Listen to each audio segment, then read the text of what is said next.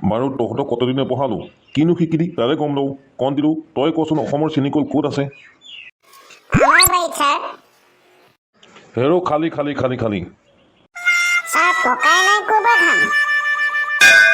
বাৰু ৰমেন তই কচোন ঘৰৰ ধনু কোনে ভাঙিছিল ছাৰ আমাৰ গাঁৱৰ হৰকান্তই ভাওনাতে ভাঙিছিল। ভাওনাতে ভাঙিছিল মনে মনে বহি থাক কি হ'ল তহঁত দুটা দেখোন এতিয়াহে এণ্ট্ৰি মাৰিছ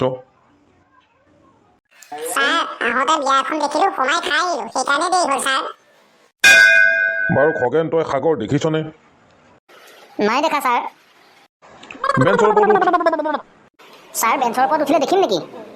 বাৰু প্ৰিয়া তই কচোন ডাঙৰ হৈ কি হবি তই ছাৰ মই ডিচি হ'ম। বঢ়িয়া কণ্টিলো তই কচোন তই ডাঙৰ হৈ কি কৰিবি ছাৰ মই প্ৰিয়াক বিয়া কৰাই জীৱনটো আৰামত কটাম।